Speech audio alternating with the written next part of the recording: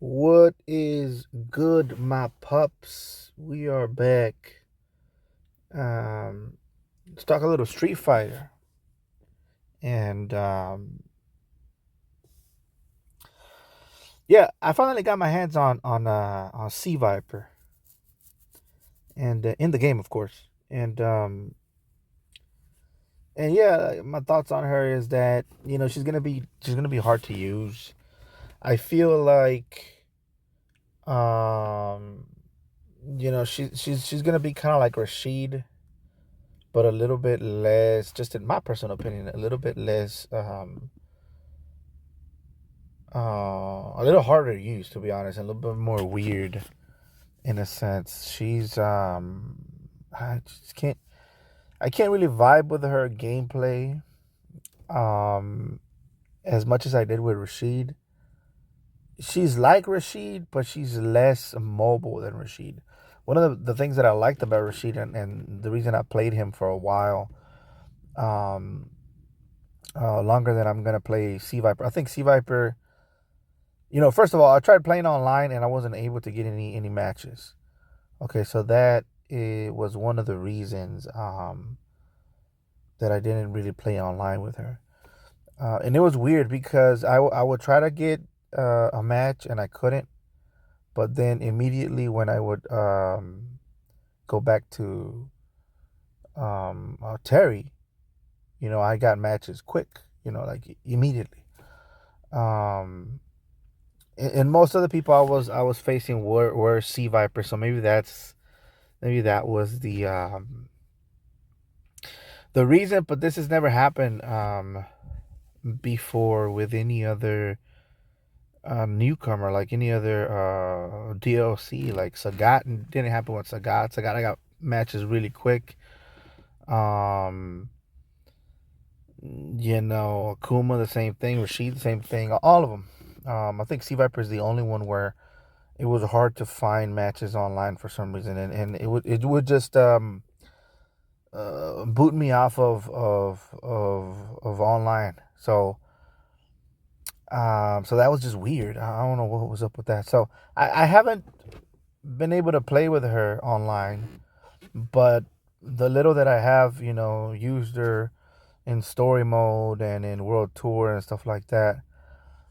It doesn't seem like she's gonna be a good main for me personally. And that's always something that I give it a possibility that each new character might be my new main. Um, but I think little by little I'm starting to find what my um, main should have. What I like to play as. And it's getting close to where Alex is about to come out, and I'm thinking Alex is probably going to be the best bet for me, because right now it's Terry Bogard, right? And um, yeah, so right now it's Terry Bogard, and I just don't think it's gonna get any better than him. It just seems that way. Um, but the things that I like about Terry Bogard, Alex can be good at, because Terry Bogard is a brawler, right? He's always been known as a brawler. Some people think that he's a Shoto in a way because he has well-rounded skills.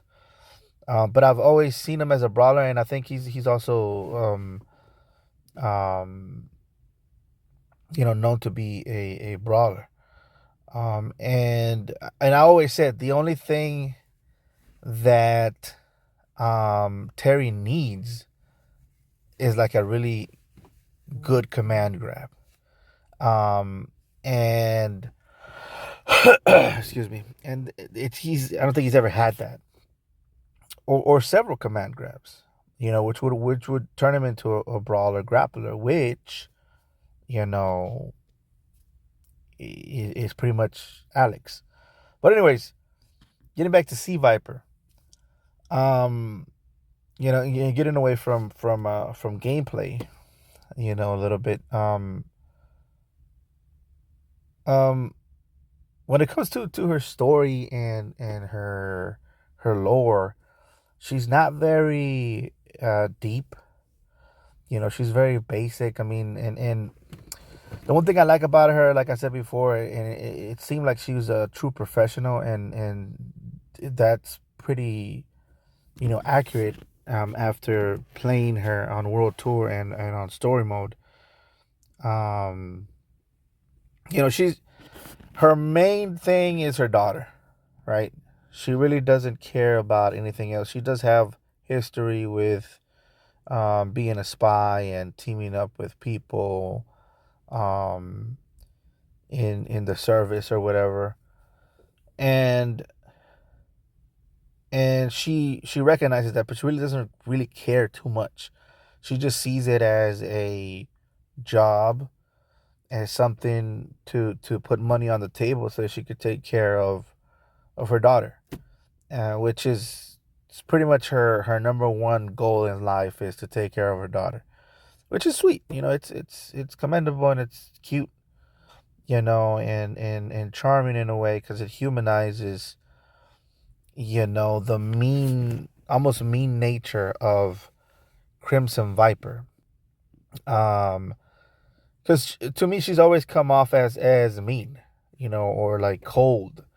And the first thing we find out is that, well, she's just a professional. She's just doing her job. She really doesn't care about anybody other than her daughter, which is why she comes off as cold, because she seems like very neutral. She's not really thinking about things in black and white or good versus evil. She just has a job to do, and she's gonna do her job and see it to fruition. And at the end of the day, the only thing she cares about is her little daughter. And you kind of understand that. You're like, yeah, I get it. That's why she's such a boss ass bitch. you know. So also we find out that her daughter likes to draw, and she's interested in art. So she has her little markers there, and she's drawing and stuff. So that's pretty cool too. We find out that she has a lover who was one of her trainers, that this guy, that's him here, that helped her, and to train her and turn her into the spy that she is today. And of course, it's hinted that she had a relationship with his teacher, I guess, which is this guy. Which is, is not uncommon, I think, in like spy circles for. I think I saw a video of a guy who married an associate in the CIA. And I forgot where I saw that, but so yeah, it's not uncommon, I believe, or maybe it is. Who knows? But these people, guys, like spies, they how can I say this? They're not normal people. They're kind of effed up in the brain. They think psychologically, and they believe anybody can be manipulated, and they trick people, and they don't really see people as anything other than things to manipulate. And so, I know, because I watched this video. I forgot the guy's name. He was ex-CIA, and he talks about psychology and about people in very matter of fact, very business type of thing, kind of like Crimson Viper, kind of like Sea Viper. She doesn't really care. At the end of the day, she only cares about her family, and that's it. And that's how she was talking in here. So that's something that's kind of cool, because you can see how the Street Fighter devs and the guys working, on the storyline or whatever, they kind of research this stuff too, and they understand what a spy, the mentality of a spy is, which is somebody who sees, he pretty much sees beyond the matrix, and they see, through the bullshit, and they don't really care. At the end of the day, it's just a job to them. But anyways, yeah, very humanizing. Especially, like I said, for Sea Viper, because Sea Viper, she always, to me personally, came out as a mean spirited person. Especially since she punched Cammy and the Cooch in that one in that one movie. Was it the bonds that bind us, something like that? They're the binds that bind us. Street Fighter for the binds that bind us. I forgot the name of it, but that's the movie I'm talking about. Where Crimson Viper, she picks up Cammy and she just punches her in the cooch, like pow. Um, but yeah, as far as her gameplay in World Tour, when it comes to my freak, she's alright, bro. She has some things that you could tell were deliberately made weaker because of how good it was and how broken it was in the game. Um, so yeah, I mean, I understand why they did that, but she's just not for me. I went back to Terry Bogard, and got ready for Alex. As you can see here, my freak is ready for Alex to come in and teach me. And right now, like, I went back to Terry Bogard style and I added a lot of command grabs. And it fits really well with Terry Bogard's style, because he has, ways of shortening the distance. So Terry Bogard has a lot of ways to cut the distance and go over fireballs and under. Well, he doesn't have anything for under, but my point is that he could get around fireballs fairly easy. And once he's in close range, he has a lot of good mechanics, good overheads to pretty much destroy anybody in the game. So what I did is I just added, I kept burn knuckle, right, and I added some command grabs.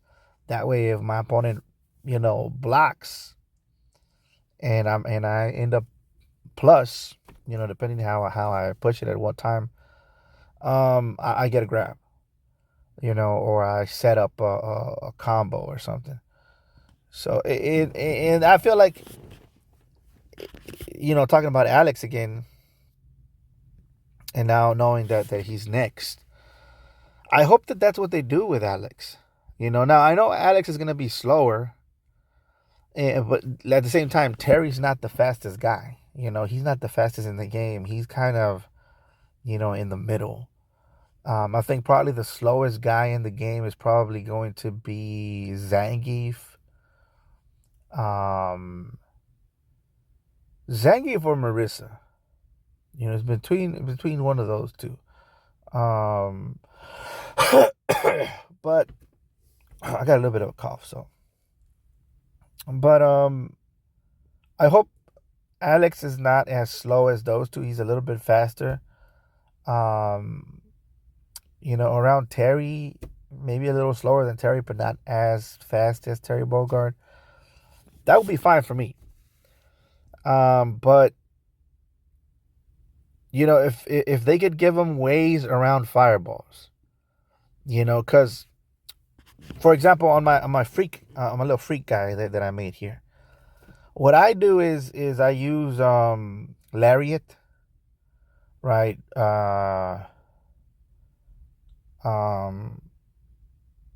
Tiger knee and and bare knuckle, and those are kind of like my three specials. And then I have one command grab and an aerial command grab, and I have a bunch of supers that are grabs as well. So what I do is I set up my grabs and shorten the distance to get around fireballs with lariat, tiger knee, because tiger knee goes over fireballs. So if somebody has like a really low fireball, I usually do tiger knee. If somebody has like something that's big and covers up the whole screen, I use lariat to get around it. So stuff like that. Because I have no fireballs, my freak has no fireballs, and I'm kind of setting them up as kind of like my wish of what I wish Alex could be. Hopefully in the future, is a guy who gets around fireballs and is able to grab you. Which is what I hope he is. Because that would be perfect for me. Because that's literally what my freak does.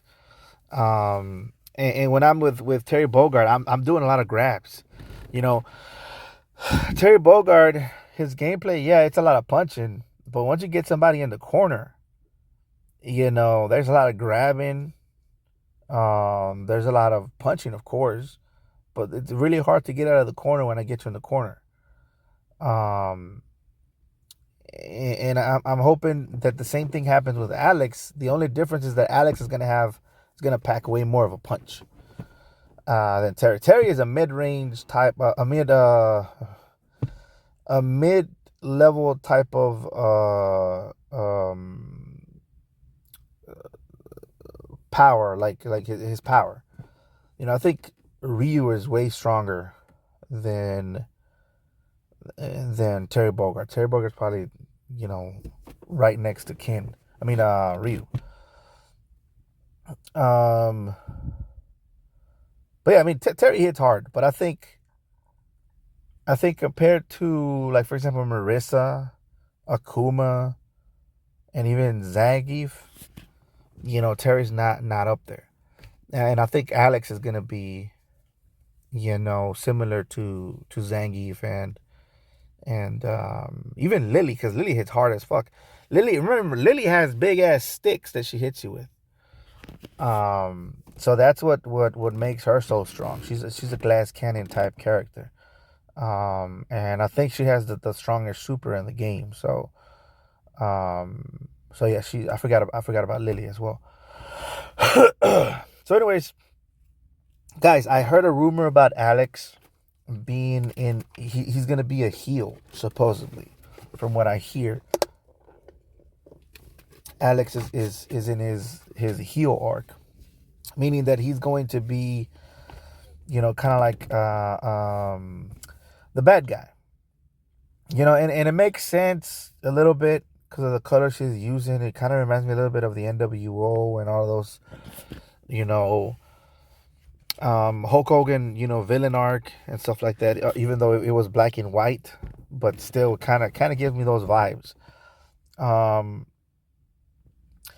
The other interesting thing is that Zangief is very nice in this Street Fighter 6. He's always been kind of like a bad guy, but not really. But he's never been a good guy. That's my point. Is Zangief has never been like a good guy or a nice guy. But in Street Fighter 6, he comes off as a very nice guy. He reads books. He likes, weird, like, peaceful things or whatever. And he's a very nice guy. He's even a motivational speaker. He's cool. He's a very nice, very nice guy. And this kind of gives me the thought that maybe Alex is going to be the opposite. Alex is going to be in his arc where he's going to be the bad guy. And if you look at his mask here, or not his mask, his beanie that he has on. I don't know if you guys remember those beanies that turn into masks, like to rob stores and stuff. What if this was one of his gimmicks for because this is a pretty cool idea, a pretty cool concept that I thought about. It's like Alex is like, he's playing, right? Or like you're playing Alex. And then you do like a super, kind of like Mai's level 1. And when you play Mai, her gameplay is very basic, very straightforward. There's not a lot of creativity to Mai. Mai, you want to get her level 1, right? You want to get her level 1 because if you get her level 1, it's kind of like you turn Super Saiyan and your fans are on fire. You just get better range. Your fireballs are better and they're not as weak. And your attacks are stronger, right? What if Alex had a mechanic like that to where he does his level 1, and in his level 1, what he does is he pulls his his beanie over his head, and he has holes on his eyes like a luchador mask, and he turned into like a mean guy or whatever, right? And his moves are enhanced. His moves are way more enhanced. He has better grabs or more violent grabs, you know, or maybe he's one of these extreme wrestlers that do extreme wrestling, like for example, use bats, chairs, um, ladders, nails. Those guys, the guys that do that type of wrestling, in WWE or whatever. Maybe his moves are enhanced in that way. So I don't know. It's just a thought if that were to happen. I mean, this is what I did with my character. Um, and I'm thinking maybe they're gonna do that. It'd be cool if they do that for real. It'd be cool if they do that. If he has like a little beanie, and then he pulls his beanie down and he turns into like a crazier wrestler or like an evil wrestler or something like that. I think it would be cool. But anyways, guys, that's just my opinion. You guys let me know what you guys think. Well, this is gonna be it for today, guys. I can't wait for Alex to hit Street Fighter 6 with a elbow to the face. See you guys later.